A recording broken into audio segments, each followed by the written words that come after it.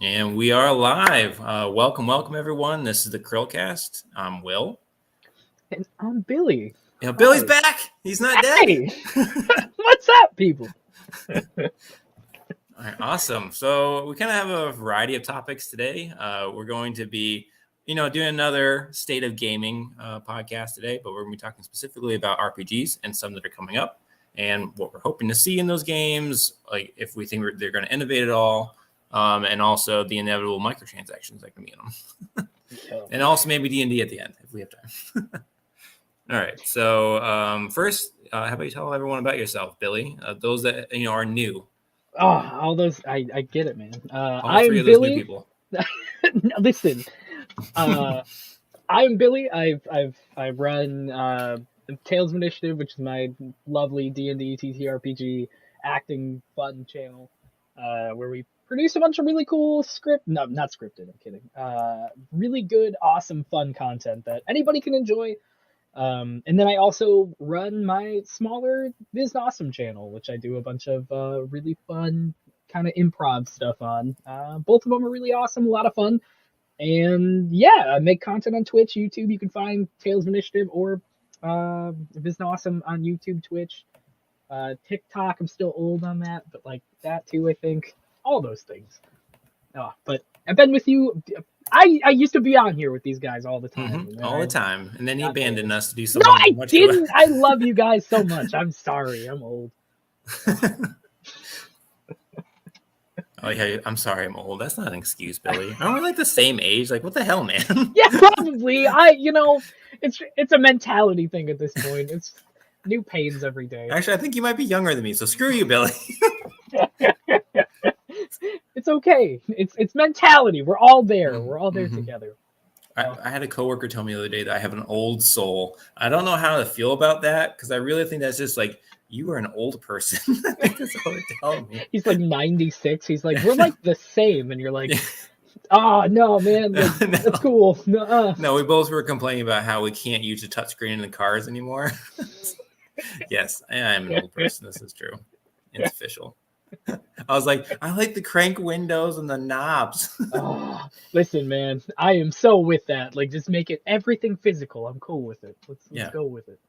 Well, this is totally unrelated, but the I have a new truck and I was trying to adjust the temperature, like the air conditioning the other day, and the screen froze. So I couldn't adjust the temperature. It's like, give me back the power, car. That's always obey me. You went through the biggest fear that I'm like, man, like all the electronics are just gonna die in my car and like just go right down a hill, right into traffic, and then you're like, oh my god, this is horrifying. Yeah, I'm just waiting for the truck to start talking to me. It's like, you are going too fast. We are now taking over control. I'll get you to work. You're good. You're like, okay. Yeah, you stopped at Wendy's too many times this week. I wish. You didn't go to Wendy's enough this week. Let me take you there. Thank you. That's probably what they'll say, exactly. You will be a productive citizen and spend your money. Okay, let's actually talk about the topic that we have at hand here. So RPGs, it's a huge genre. A lot of things falls under that umbrella now. But there's a couple coming out that I was pretty interested in. Like, obviously, Fable is going to be my number one because I love the Fable series. I can't remember what's your take on the Fable series. I like it. I love what they've done. I am cautious about what is to come, but like good call. Like I'm really excited that Fable's doing more. I felt like it's one of those series that like every other big staple of like original Xbox and stuff like that has like moved over. But Fable's just never really had that like move over. Like 3 got to what, 360, I believe. Yes. And I feel like it's a series that should get like its own rendition onto Xbox, and I really like that it's kind of getting redone. I think that was a really big step in the right direction. Oh, here's a big Best Buy ad. I like it. Heck yeah, sponsored. Yeah. I respect. Yeah, everything we know so far. Essentially nothing. Here's some scantily clothed women. It's really nothing. So basically we know it's going to be an Xbox Series X exclusive. It'll be on PC as well because they're kind of like the same ecosystem now. It just won't be on Xbox One. And that's pretty much it. So we don't even know really the setting yet. So we've had like the, a teaser trailer that was shown at, was it 2020, I think? Yeah, was a teaser trailer a while ago. And it really just showed, it was supposed to show like the vibe of the game. So it's not any real locales, any real characters. And it seemed like it might be around the time that Fable 1 is set. Mm-hmm. So it's like going to be a reboot potentially. There's been rumors that the idea is that it is technically still Fable 4 and actually like continues the storyline, but someone makes a wish in the tower. Do you remember the tower from Fable 2? Yeah, yes I do. Yep. Yeah, so they make a wish from the tower and they like wish to destroy the planet. So like it basically destroys Albion and then it gets reset. So like although it's a continuation of the original story, it's technically like a cop out and it's a reboot at the same time. I respect it, man. Go in the Saints Row route. I understand. It's very strange, but whatever. I kind of dig that though, because like I also have played, like I've played the heck out of Fable 1, Fable 2, Fable 3. I think one of the things that would like I know like they're always trying to get like the new audiences, and I know they're always trying to like bring new people into the series, and I know like going forward with the series, you know, because it's been such a while, like a long time, I think like I know a reboot is probably the way they would go, but I don't know, like Albion is such a beautiful setting. Like I really, it always feels, that's the one thing that I always thought Fable got right, was like it's such a vibrant world for like a fantasy setting that it's different enough to be something that's like almost like a pleasure to the eyes. Like it's just something that you're like, wow, this is so cool. There's so many hidden paths like through all of the levels you go through. I am excited to see what they're gonna do with this generation of like rendering and graphics on a Fable game, but also I would be sad if they didn't honor like the past story of Fable, but I would be excited. Yeah. Oh, I think that's sort of the idea of why instead of just a full reboot, it's continue like a soft reboot with like the world being destroyed, because then you can still have callbacks maybe. Yeah. Oh, Will, which character would you be most excited for Jack to come Blades. back? Yeah, dude, I was thinking the same thing. I love Jack of Blades. Oh man, God. I'd be so pumped. It would be so neat. Like it was that or like Hammer. I was thinking Hammer from the second game. I love it to death. But yeah, I want all the heroes that you actually get to see to come back. So like Jack of Blades is not really a hero, but I like to see Hammer, Garth. I'd like to be able to kill Reaver finally, because I freaking hate him. Everyone loves Reaver's character. It's like, I cannot believe they didn't let me kill him in Fable 3. Dude, my wife loves Reaver. I'm so with you. I hate Chris Reaver. loves him too, and it's like, ugh. But I like Thunder coming back would be cool. Whisper, I don't want Whisper back. Yeah, Whisper was a jerk. Like Thunder was like a caring jerk. Like he wasn't like he was set out to do what he needed to do, but also like I respected him for it. I get it. Yeah, he had a hard life, you know. He did. Yeah. Absolutely. I'm trying to like look up the Fable Legends game. Do you remember that canceled one? Yeah, I like everything past Fable 3. Like what was it? Fable Legends? Wasn't there another one that did come out, like Fable? Yeah, there's Fable The Journey, which is a Kinect game. Yeah, yep. And then there was Fable Heroes, which was like a arcade beat 'em up that they had on games like Xbox Game Live or whatever that was called. You remember, or the Live Arcade? Xbox Live Arcade. There you go. Dude. Yeah. Oh my God. That thing is. It's been a while. Everyone is like has so much nostalgia for that from the 360 era, and I don't think I played a single game on that service. Dude, no, you're fine. Like I think I was the same way. Like I would just pass it all the time, and people always like there's always the game everybody remembers or loves from it. I couldn't tell you like half. I couldn't tell you like 3 of their titles. I can tell you 2 that Chris loves: Castle Crashers and Alien Hominid, because both games he's like, we gotta play this. We actually tried to play Alien Hominid once, but it's not co-op over live. So really? Yeah, it's only like couch co-op. That's such a weird like staple nowadays. Like yeah, that's like, I don't know. I always think that like it would be like intertwined, because like every single thing that comes out now is like Yep. always, if it's going to be Mhm. co-op, it's always like live co-op. Yep. So it's so wild. That's completely Mhm. wild. I was trying to look up Fable Legends because I thought they nailed the aesthetics for Fable in that game. I realized it didn't come out, but they had some really cool levels where like they have these giant mushrooms that are as tall as trees, and like these ridiculous cities that are like built on like an outcropping right over a waterfall. Really cool stuff. And I thought that was like I would love to actually play Fable in that environment. Dude, yeah. Like I I absolutely would too. Like that's kind of, again, like even I think the trailer for Fable with the fairy, like the Yep. one that was like, yeah, like that whole trailer in itself to me was like, it just captured the entire essence of like what Mhm. I love to see from a Fable game. And he gets eaten I by the toad. Yes. Yeah, yeah, dude, exactly. Yep. Man, oh, I hope they do well with it. I hope it. I'm kind of happy too, because I know like Peter Molyneux isn't with, No. and God Almighty, I'm okay with that, because like I near the end there, I was like, man, he's gonna sell us an empty Yep. game. Like I He's too much of a salesman. He's had some interesting interviews like post that, like when he parted ways with that company with not 343, but Lion's Head. Yeah. And he really was like, yeah, I was just bullshitting. I was trying to sell a game and I got ahead of myself. And yep. Yeah, we all know, man. You don't need the interview, dude. We get it. Yeah, we all know you're bullshitting us. We played the games. But yeah, I hope that I don't know. I'm just worried it's going to be like a watered down version of The Witcher or something. I really want it to still feel unique because Fable 1 feels unique even today.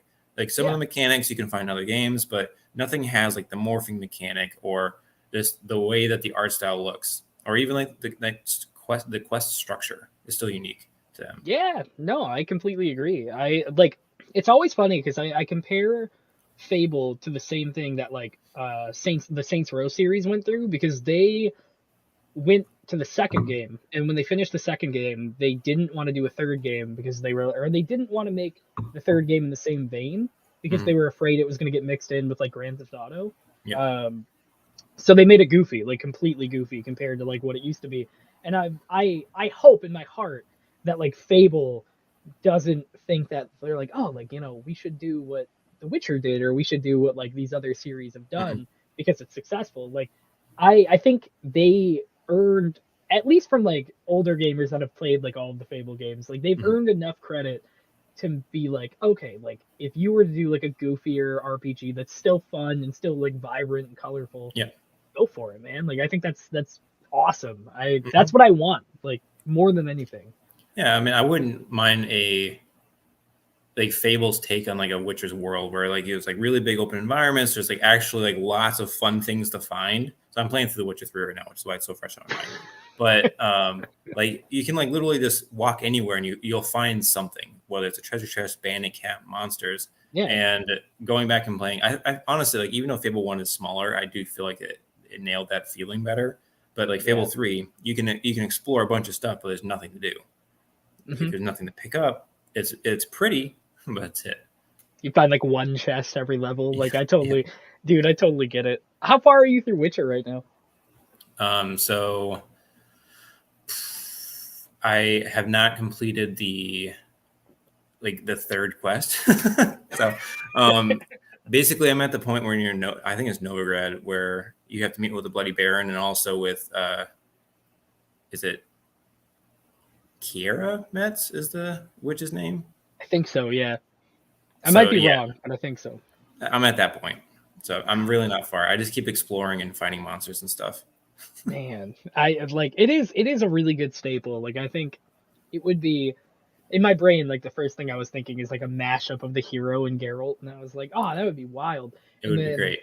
but no, I think that would be really cool. Like I think the expectation for Fable is different, because like I know, I'm trying to think of a game that has done kind of the same thing, but like I don't know how. I guess let me take a step back. So Fable is kind of like more of a contained like environment in my head. Like Hmm. it's more of like a, like kind of like what Dragon Age 2 did, where it Yeah. was like very like we're just gonna reuse a ton of assets and like kind of make it seem like it's a lot.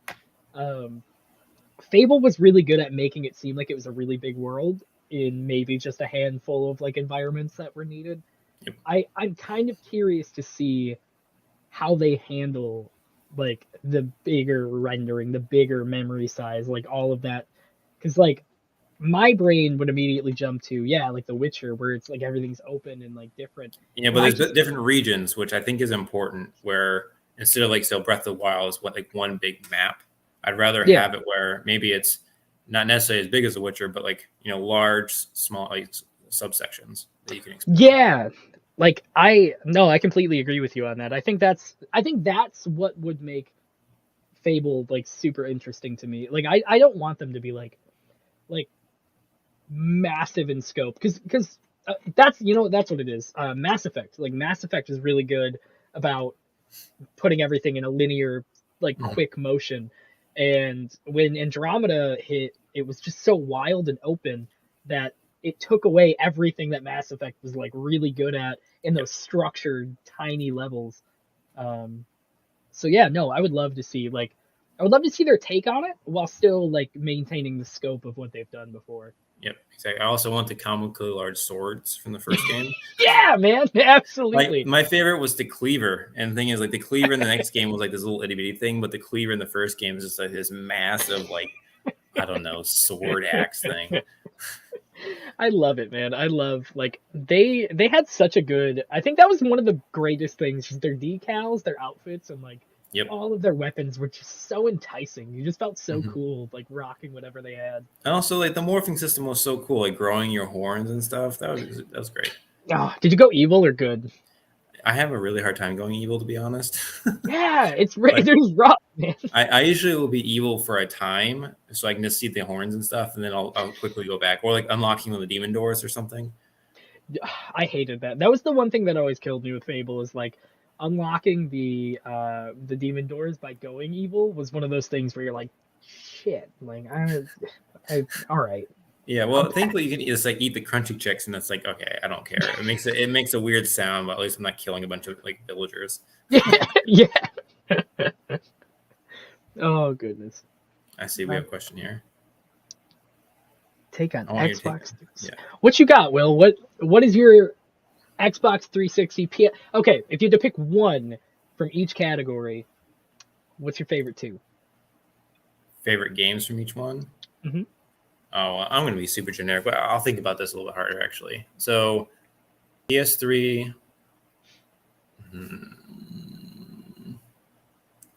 I would say probably Uncharted, and I'd also probably say The Last of Us for those that one. Oh yeah. Mm-hmm. And then for 360, I have to think about it a bit harder because I played a lot of third-party games on that. And I don't want to just say Fable and Halo. I really like the rebooted Tomb Raider game. Yeah. The Gears of War games were good. There are so many games on those systems. That was a great generation. Like honestly, I could probably have a top 50 for that generation alone. They did. I definitely couldn't do that for the Xbox One, and I couldn't do it. I couldn't do it for any other system actually. Now that I think about it. Really interesting. Yeah. I can totally feel that. Like, I think the only other one that I would go crazy on is GameCube because I love that boy. I take that lunchbox everywhere. But Nintendo's hard for me because I feel like I know this is blasphemous, but it's like almost the same games every single generation, and like you'll just pick the version of that game that you like the best. Yeah, that's fair. The more games I've been gathering on Switch, the more I feel that. I'm like, oh cool, like I have like 4 Mario games and like all of the other iterations. Like but this one has a dinosaur. It's like yes, it's awesome, but I think to at least answer from my side, I'm with Will on Uncharted and Last of Us. Both of those are like staples. I mean, I can't say it enough. Sly Cooper collection, also really cool. Love Sly Cooper. And Xbox, man, oh man. I mean, this is a universal title, but Mass Effect is the best game that's ever been Mass made Effect. ever. So I'm just kidding, but it is a very good series. I like The Witcher 2 on the 360. That was a really good game. It's very good. The beginning of the game, I don't know if I ever told you this, but it was super frustrating to me the first time I played it because I didn't realize I had to like use a steel sword on the like enemies in the very first tutorial section, and I was like, I can't kill anybody, and I kept dying, and I was getting so pissed. I was like, this is the stupidest game ever. How does anyone play this? And it was my fault. So, dude, isn't it like I was the same way with combat in that game? Like I was like, oh my god, like I hate this, and then like a year later, I picked it back up, and I'm like. Yeah. This is not bad. Like, I'm just a jerk.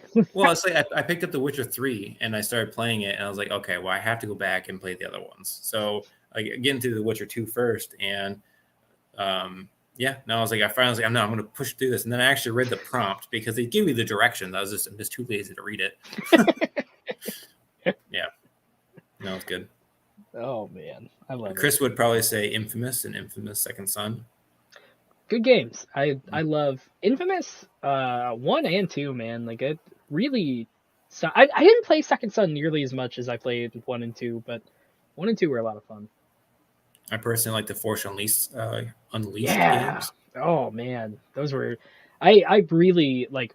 I know they ported them over to like the newer consoles, but they just ported them. Like I would love if they just redid.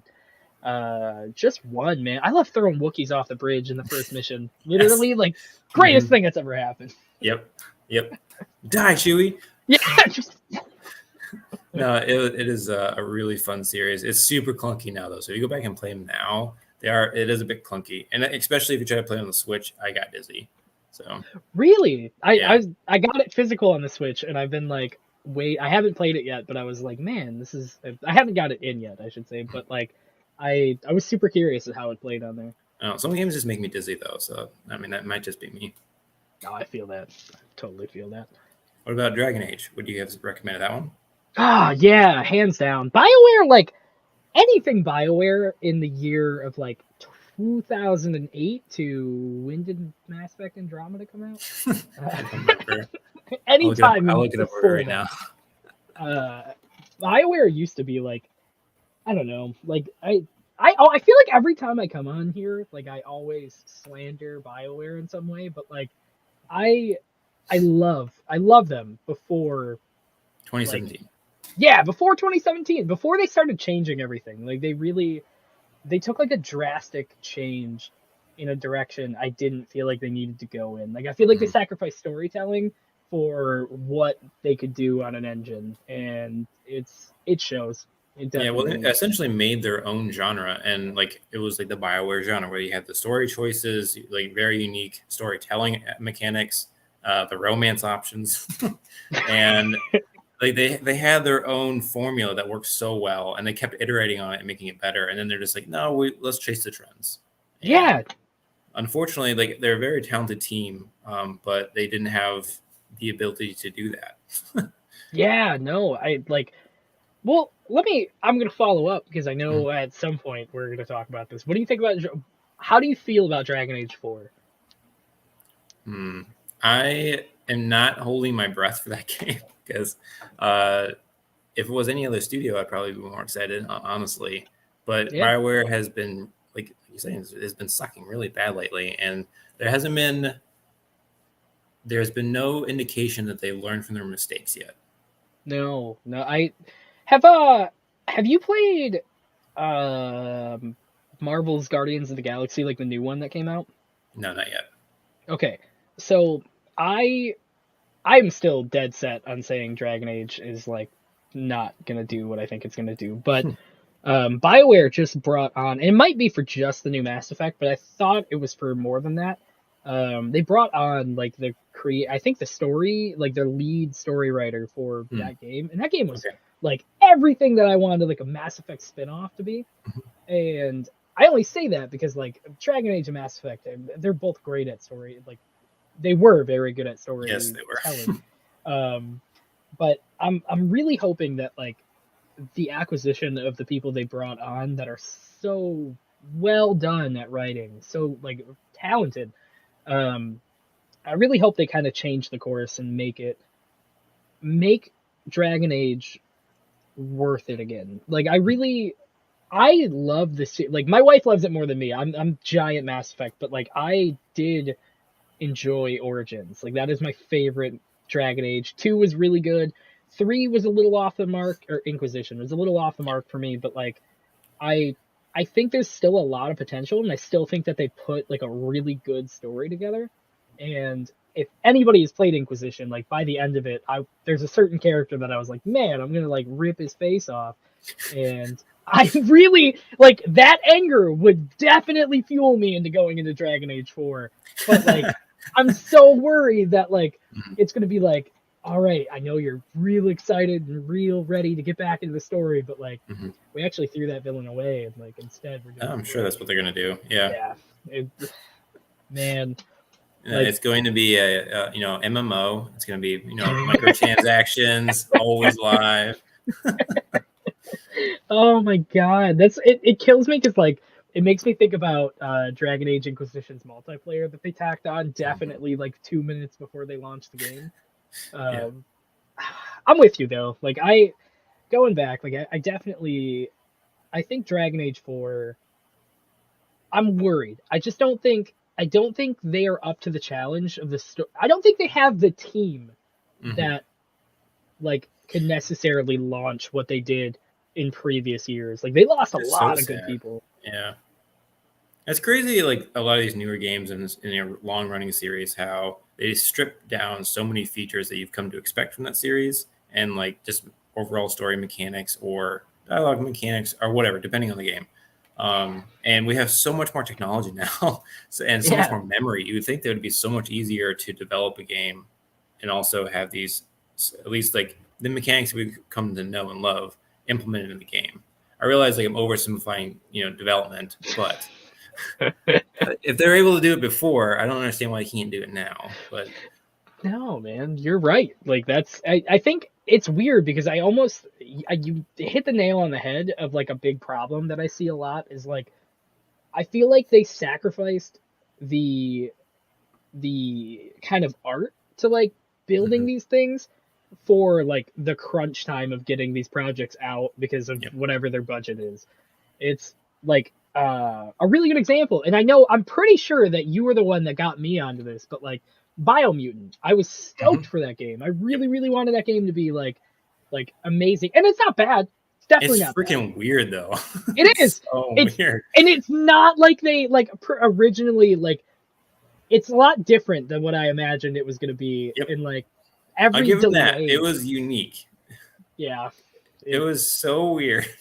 Like you pee on the flags that mark the map, and there's just so many things. It's like, what the hell is happening right now? Like I'm playing like this little kid game, and then like then you decapitate someone. It's like, what is happening? So it's such a mixed vibe here. Age range from like 4 to 300. They just have no idea, man. I totally get it. No, no, I totally like.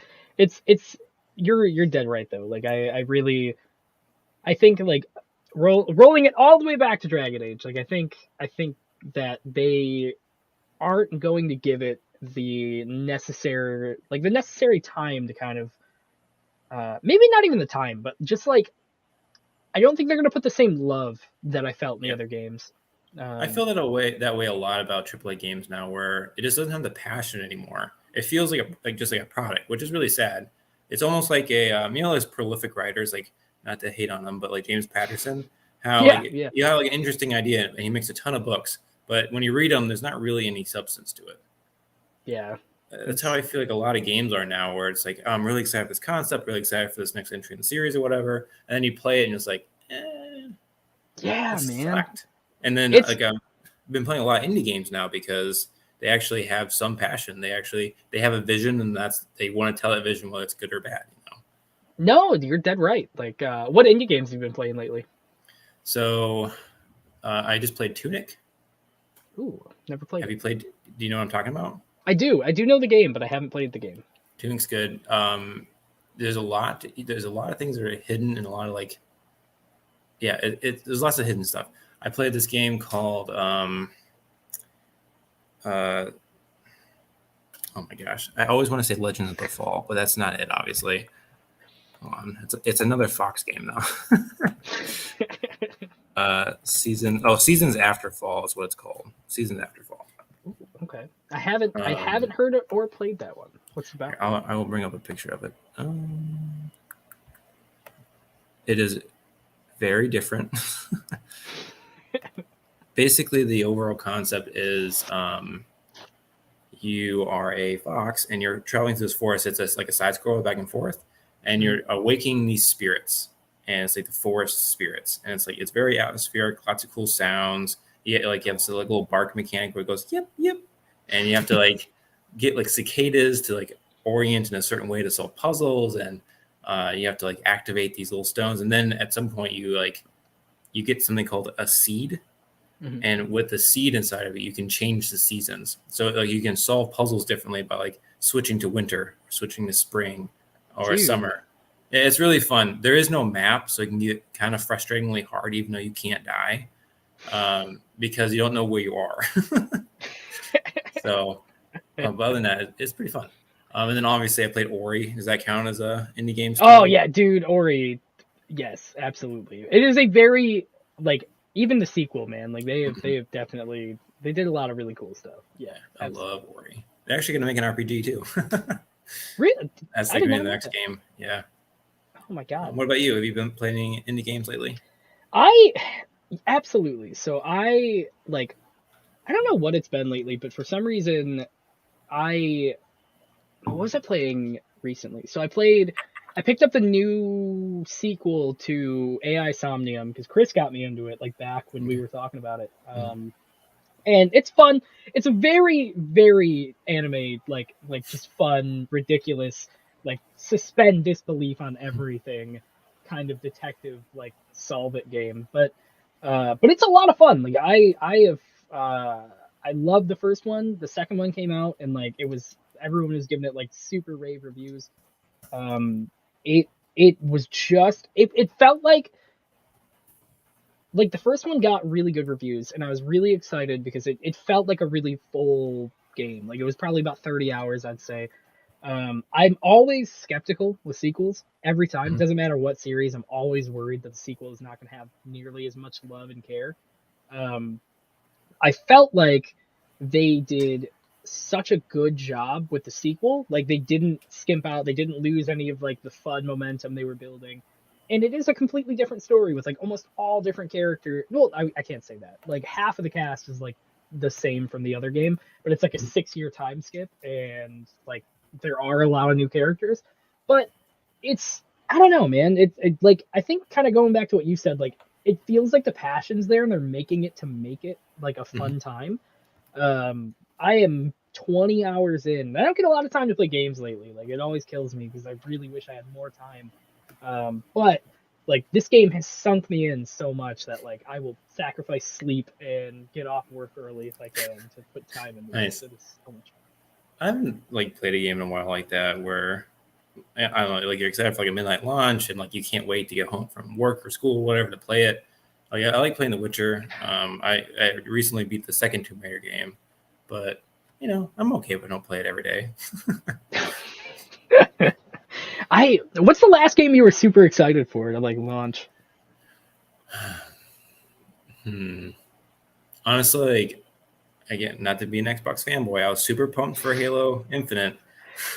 I'm sorry. I'm so sorry. Like you know what's funny is I watched like because like there's a ton of friends in the community from like you guys and like all the people we've like everyone has interacted with that is in this community, and it's so sad because like and I don't mean to steer it. I know we're totally talking about like so many other things, but That's fine.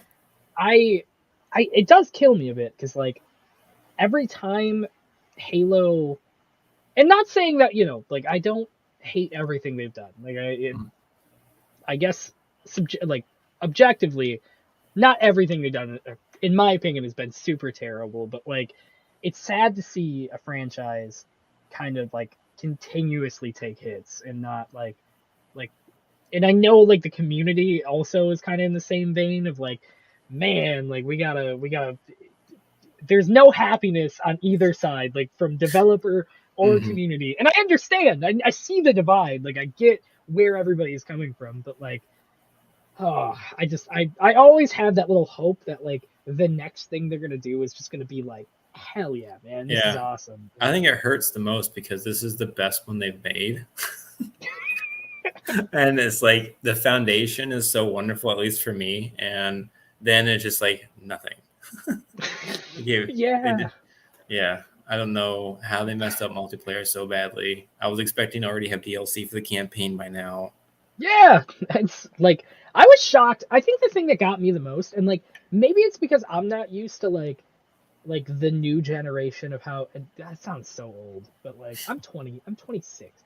I'm not used to the new generation of like how splitting games is, and like you split like multiplayer off and split story mode off, but like I think one of the things that got me with Halo Infinite was like they split everything so early on to get that multiplayer like on the ground running that like all of the hype for everything else for me was like, oh, like that's cool, man. Like, you know, maybe down the line I'll pick it back up and try something else out, but like release it all at once. That always kills me. I hate when companies don't do that.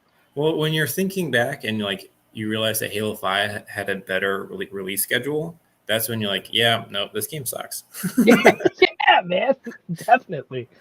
Oh, have you gone through the full story for Infinite yet? Oh, the campaign. Mm-hmm. Yeah, I've actually played it twice. So I played it on normal and then legendary. And on like I said, I liked the campaign. The campaign was really fun. I just was expecting DLC because it ends on essentially a cliffhanger. Like it's sort of a conclusion, but not really.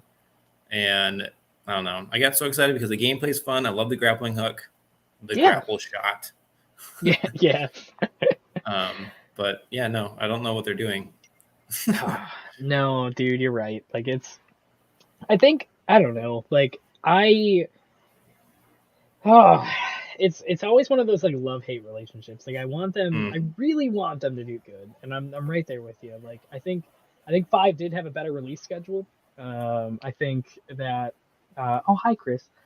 I miss your beautiful face, by the way.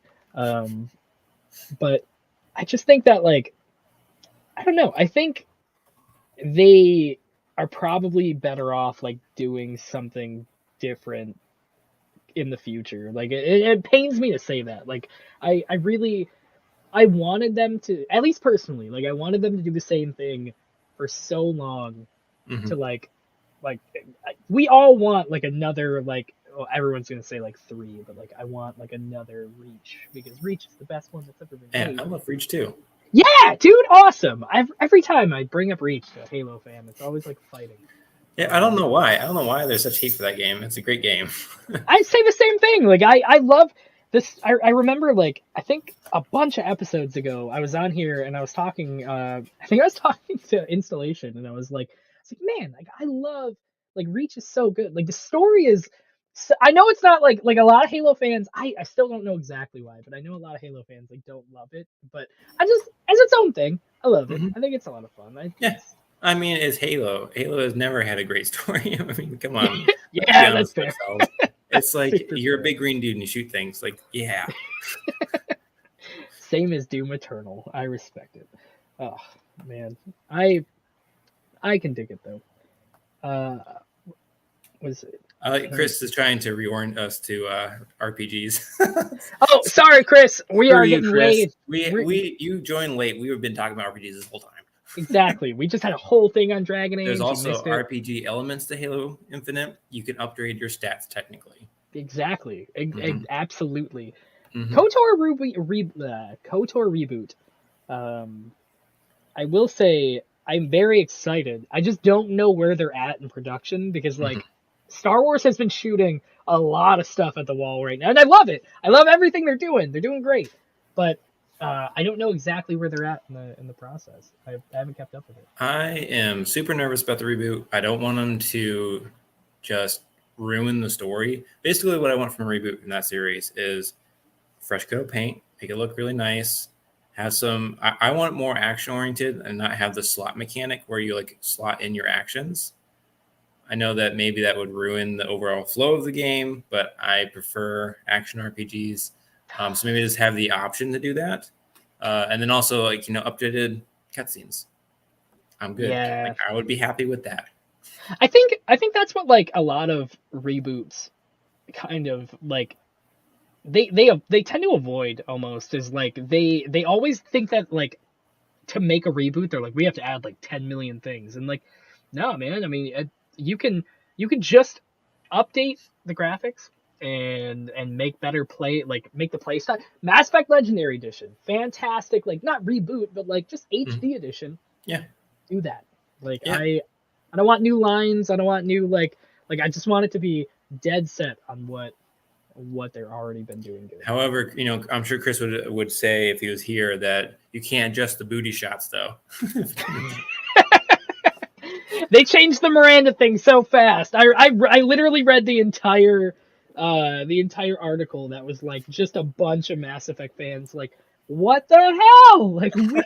And you're... This is the only reason I played this game. I would never even noticed, which is, whatever.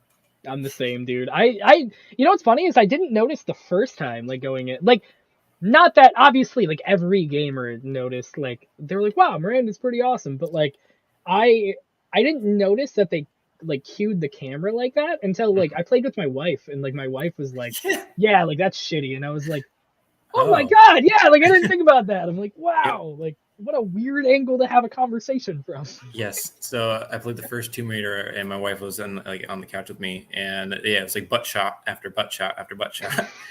But they changed it a little bit in the second game, so there wasn't nearly as many. It was like only when you were swimming.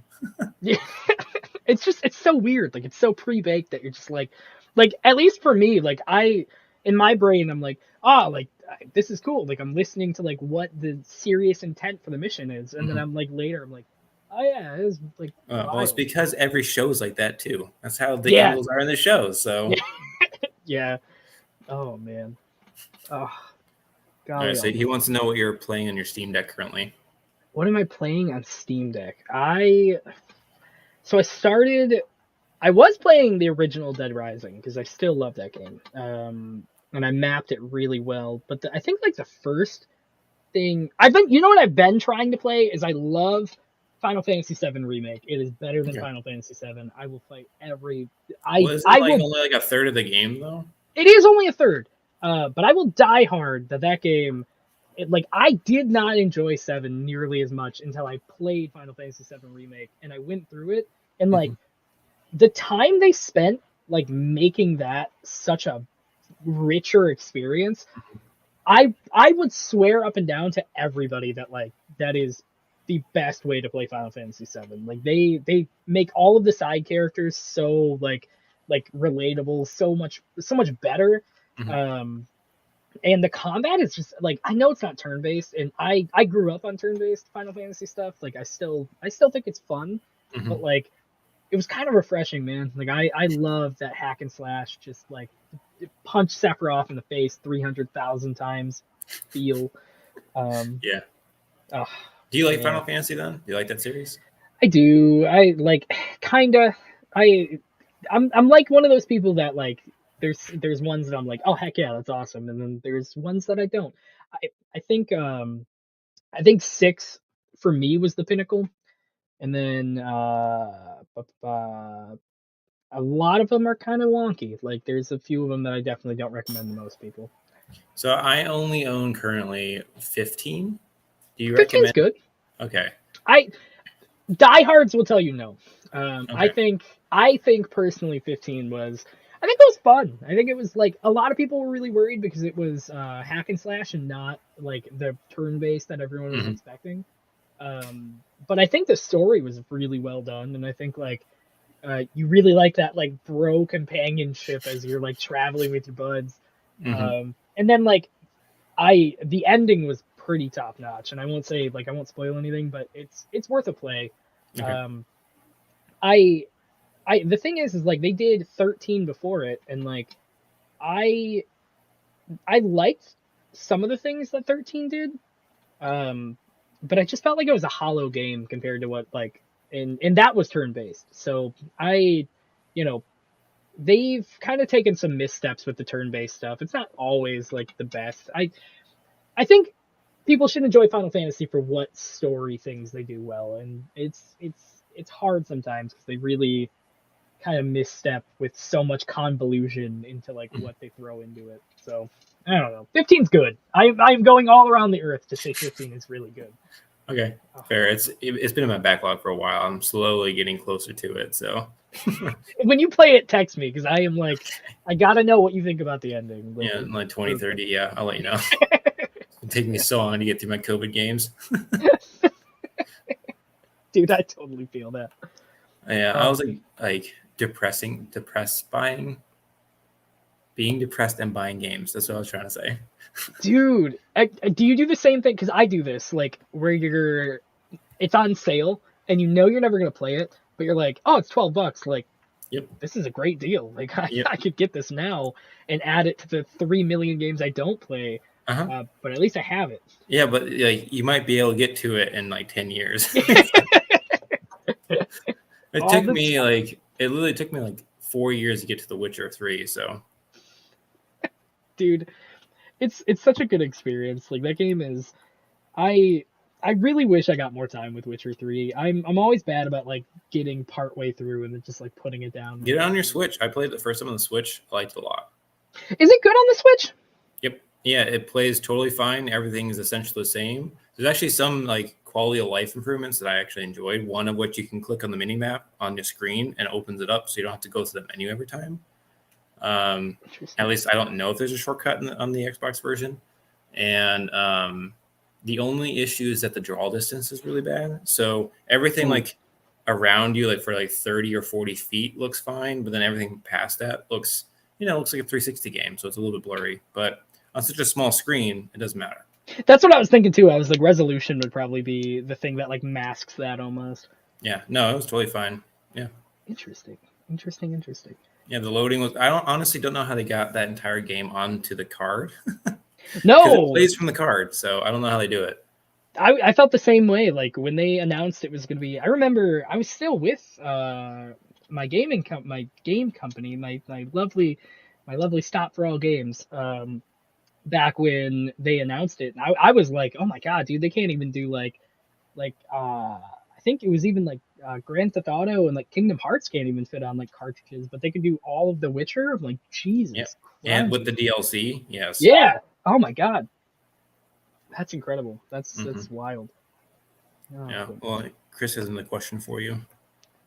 He desperately wants to be here. I missed you, buddy. Yes, there was one, and I was really sad about it. Halo, besides, I actually was really sad because of the anti-cheat engine that you can't run Halo Master Chief Collection. Because I wanted Reach on the Steam Deck forever, but that one I knew before I bought it, and I was like, I had time to get over it. So like now I'm like, all right, like maybe one day. But one that I was like kind of bummed out about, and you can kind of map it, I guess. But I've had like a lot of trouble mapping it, was Dragon Age Origins. I really wanted that game to work better.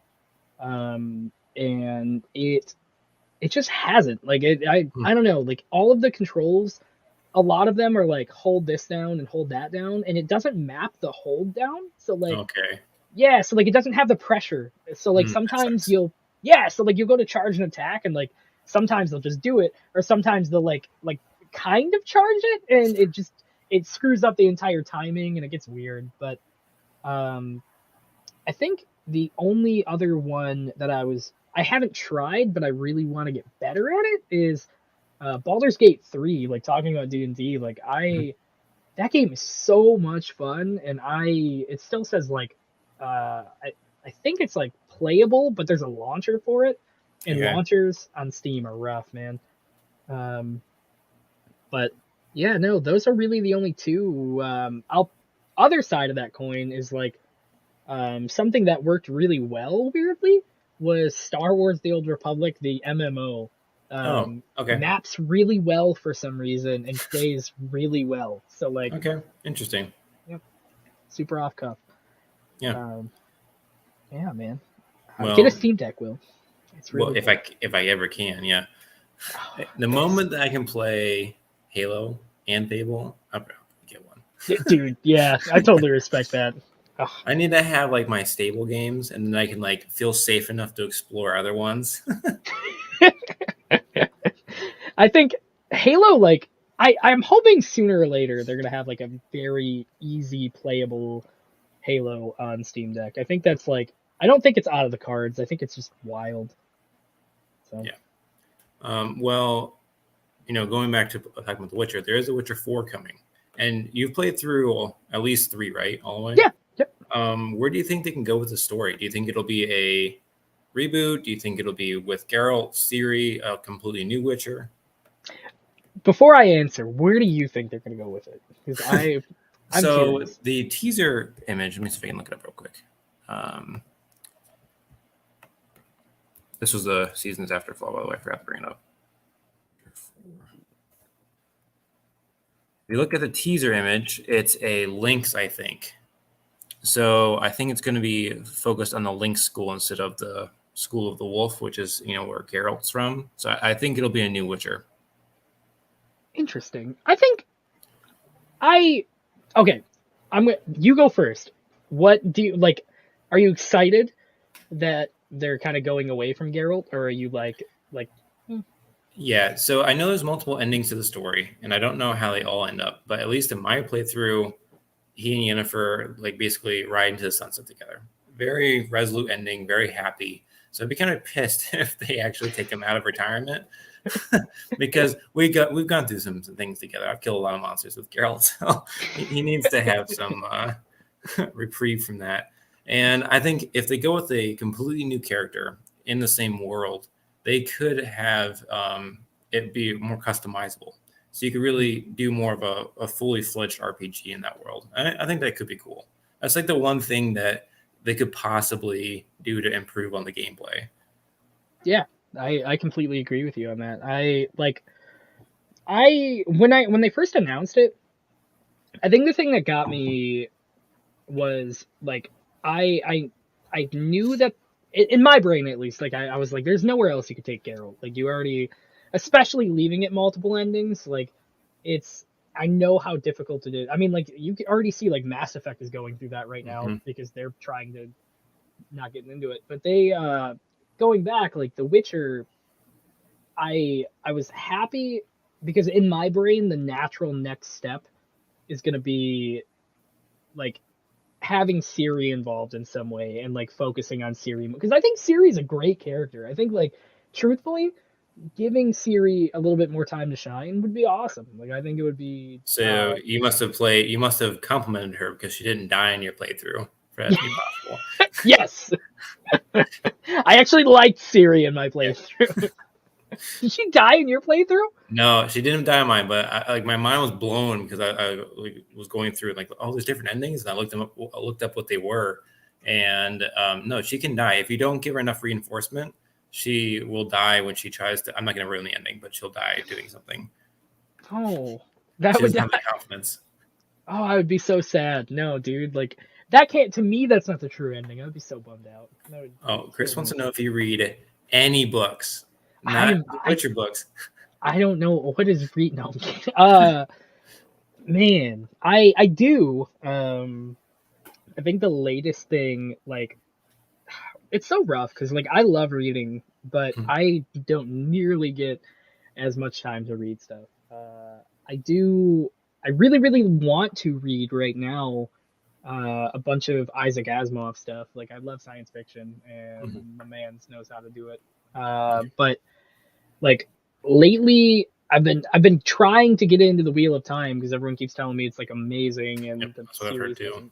Yeah, but no, like lately, it's been rough. I haven't had the time to read, and it makes me sad because I do enjoy reading. Yeah, I that's how I go to bed every night as I read for at least 15, 20 minutes. Sometimes a lot longer than that, but that's how I end every single night. That way, like I have a dedicated time. I never miss it. That's so good. Structure, man. Like I think structure, like, oh, I really. There's so many good books. What books do you recommend, Will? Which ones are? Oh man. Well, I just recently dropped like $250 on books. So, Oh, all right. So I mean, I recommend the Witcher books for sure. I'm really enjoying them. So I'm finally going through and finishing that series. Um, have you ever read the book, The Wizard of Earthsea? I've not, but I think I've heard of it. Yeah, it's a pretty good fantasy series. It's more like a young adult book, but so it's not very challenging, but it's still a very interesting story. Oh, I'm reading through the Dark Tower series. I'm on the last book. Ooh, I hear that's good. I've never read it, but I It hear is really good. Are you a Stephen King fan? Yes, I am. It definitely will help to be a Stephen King fan because there's so many references to every other book. So the way the Dark Tower works is that it's literally like a meshing of every other story he's ever created. It's essentially the first multiverse story. Respect. Okay. Yeah, so like all these characters that they introduce them and it's supposed to be like oh my gosh, it's that guy moment. And sometimes like it's like I don't know who that is, and then I realize it's the main character from another book. Yeah. So I do recommend it. It is really good. It's very weird though. Like there's even like golden snitches and Doctor Doom in it. It's very weird. Like actual Doctor Doom? No, but okay. It's because like these worlds are bleeding together. So like these ideas are infiltrating so there's like key worlds and then there's like these other spokes that like shoot off from the key worlds. It's very complicated. You gotta read the book. Man, I'm gonna check it out. And there's a dark tower that they still haven't gotten to, but like that's the whole point is they're trying to get to the dark tower. But there's different versions of the dark tower, and there's one that's like a rose. So they have to protect a rose in one reality to be able to make sure the tower doesn't fall in another reality. And then another version of that tower is actually Stephen King himself. So you actually see the author in the book. That's wild. Yeah, that's so cool though. A lot going on. So many books. I'm reading a book on the Templars right now, which is really good. Like the origin of the Templars. And I've only gotten like 100 pages into it, but they span like 500, 600 years. Yeah, dude. So they're really packing information into it. It's called the Templars. It's very good.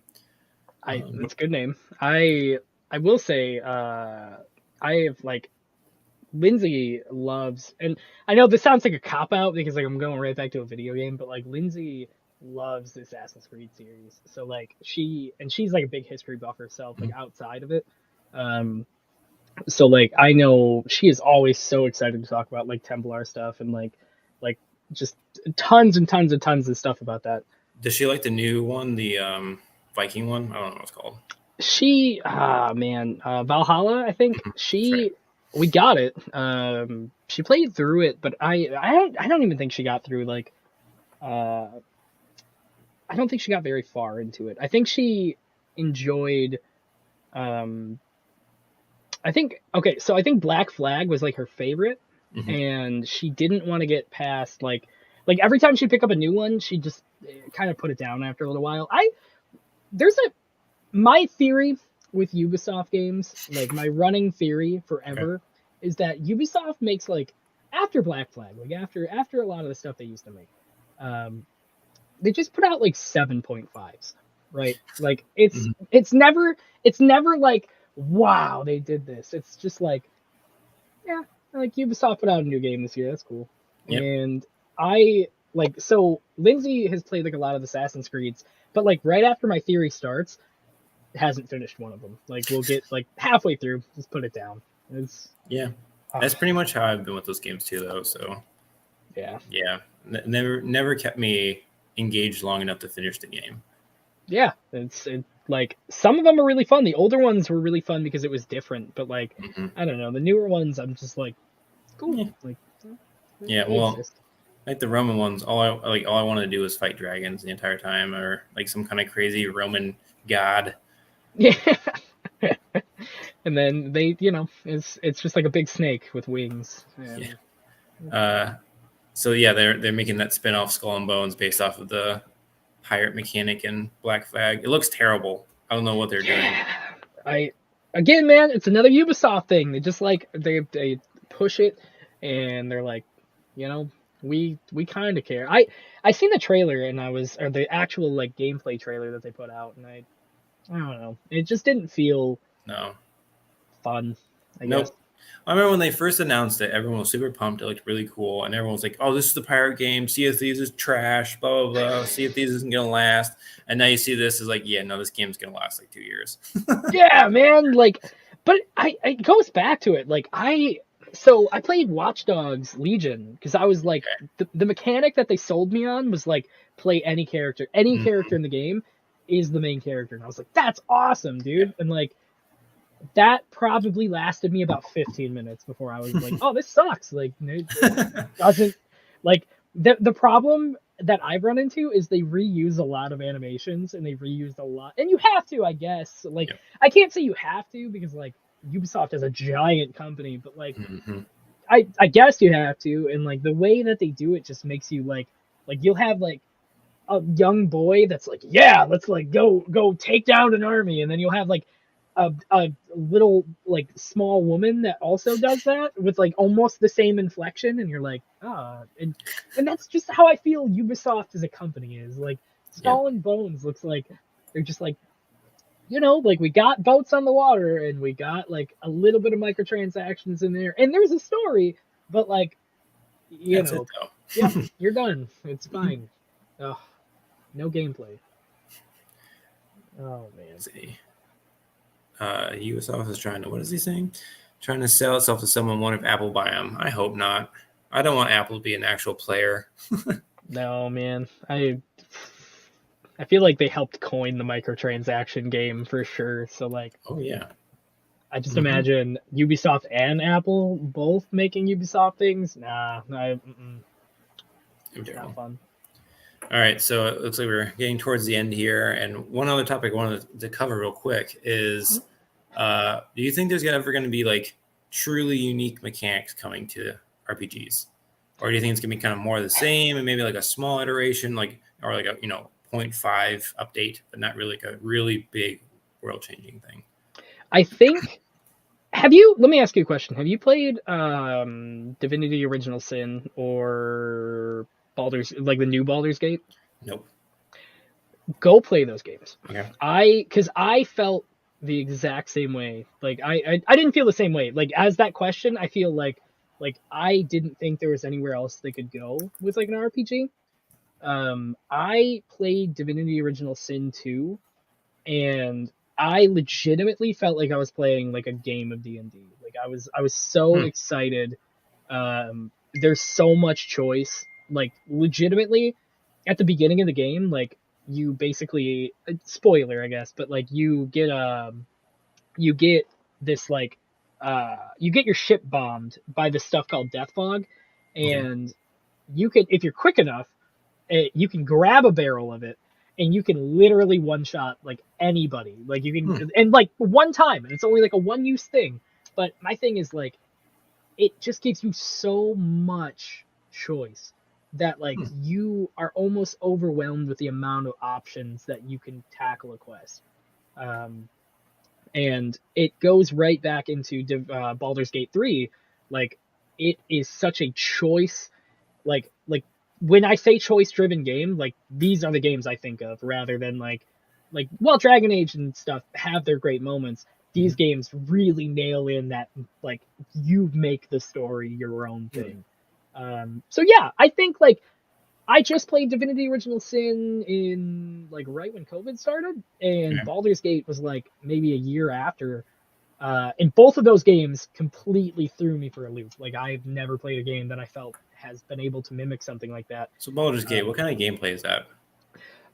Like, imagine, like Diablo kind of like isometric, not isometric, but like top down view. Yeah. Very similar, but with Baldur's Gate 3, you can zoom in and like you can actually play it like a third person kind of like experience.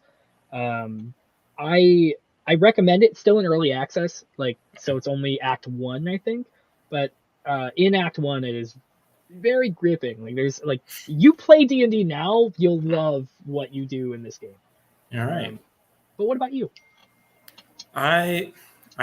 The thing is, so a nugget of something that I've always wanted was, based on the Fable games, of how like you're supposed to change the world and the decisions you make actually really affect the world. I would love to have an actual game, like RPG game, where say you light a a match, throw it into a farmer's field, and like you could like literally start a forest fire and like burn that entire area. Like mechanics like that where like you can just wreak havoc, but you can also like make the game your like whatever you want. So say like you want to take over a village and like establish your own empire just randomly, and like there's no, like and not even pay attention to a main story quest. Like I would love to have that kind of freedom in the game. Man, you gotta go play like Divinity Original Sin 2, not the first one, but 2. Okay. And try Baldur's Gate and tell me how you feel, because like I don't think you can. Yes. I confirmed, yes. I understand what he's talking about now. I didn't know what that meant, and now I remember. I found your son. A wolf killed him. It wasn't a son. It was her dad. He's talking about that game. Yes, good. Yeah. It still kills me, man.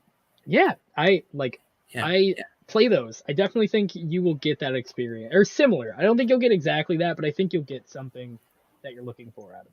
Yeah, I just want to be like totally caught off guard by like how my actions actually affect the story, and not be able to predict it at all. I want games like that. Man, I legitimately, if you get time, like I play through. I think Divinity Original Sin goes on sale like all the time. If you get a chance, play through it. Is it on every system? Yeah, most systems. I know they just ported it to Switch too, but Okay. it is like I'm only gonna say get through Fort Joy, which is the first level. And if you don't have that fun with the teleporting glove and what you can just teleport yourself to wherever you want in the game, I will take everything back. Okay. I will never sell you on another thing ever. It's so good. Oh, man. Cool. All right. Yeah, I'll write it down. Add it to my growing list of backlog. No, move it up the queue. Dang it, Yes. get it somewhere. I occasionally do that where I'm like, it's very rare where I actually move a game up, but sometimes I do. Like other games are just languishing there forever. There's the one that just keeps going down. You're like, I'm sorry, buddy. I'm never gonna play you. I think it's New Super Mario Brothers for the Wii. It keeps going down. Dude, I get it. Me and my wife have moved that thing down so many times. Yep. I understand. Mm-hmm. Oh, God. All right, cool. Do you have any final thoughts on RPGs and ones that are coming out and you're excited for? I would say closing thought. Don't let me down, BioWare. That's it. Don't get your hopes up on it. You heard it. What if Microsoft? Sorry. What if Microsoft buys BioWare? Do you think that they would actually make a good game, or do you think it's even worse if they bought it? I don't know, man. We just got Halo Infinite, and I did not feel confident about that. The thing is, I was so pumped about all the studios they're buying up, and now I'm like, that might have been a mistake. That's what I see a lot of really cool trailers coming out, but I haven't seen anything game. If only they can make money on just the trailers. 5-minute little action films. I respect it. Mm-hmm. Oh man, that's my last thing. BioWare, I hope you don't go out of business. That's it. I think they are dangerously close. So they need a win. I hope they get one. Me too. I would love for them to be a force to be reckoned with again. And then the same thing with Fable. I want that to be a household name again. People actually care. Yeah, I would love that. I'm super behind that. A game we didn't bring up is Avowed. I'm actually super pumped for Avowed because it looks like another Skyrim. Avowed? What is Avowed? I've never heard of this. So it's by Obsidian. So it's by the... they've worked closely with BioWare before, and it's in the same universe as Pillars of Eternity, I believe. Chris, I'm sure will... Ooh. I do... didn't Obsidian do oh my goodness. Knights of the Old Republic 2. They did that new game, The Outer Worlds. Yeah, no, I they did Fallout, the good Fallouts. Yeah, oh my god, I know who you're talking about. No, very talented studio, so I'm very excited. And also, Chris wants you to talk about Dead Island 2. Dead Island 2. We got Dying Light and Dying Light 2. I used to be really excited for it. Now I'm like, maybe one day. I just keep going back and playing Dead Rising. That's the one kick. I'm like, they did this right. Make this everything else. Yeah, zombie games have kind of fallen out of favor for me. You have like the Walking Dead Telltale series, which is really good. You also have like Left 4 Dead, but now you have Back 4 Blood, and like Dying Light, Dead Island. There's so many of them. There's 1,000. I'm the same way. Like Walking Dead was fantastic. The series is great. I thought I don't know. I think I got really burnt out with Dead Rising 4. Like that was like the last one where I was like, they killed my boy, man. But like not like story wise, just like I was like, wow, this is awful. I can't. They had a different voice actor, didn't they? Yeah, it wasn't TJ Rollo. I'm gonna slaughter it. But no, yeah, I respect it. All right, cool. Well, I guess those are the final thoughts, and we covered everything Chris wanted us to cover. So you're welcome, Chris. Don't be mad at us. Don't come back from a camping trip. We're fired. It's great. All right. With that, thanks for tuning in, guys. I'm Will. I'm Billy. And we'll see you on the next one. Bye, guys. See you, everyone.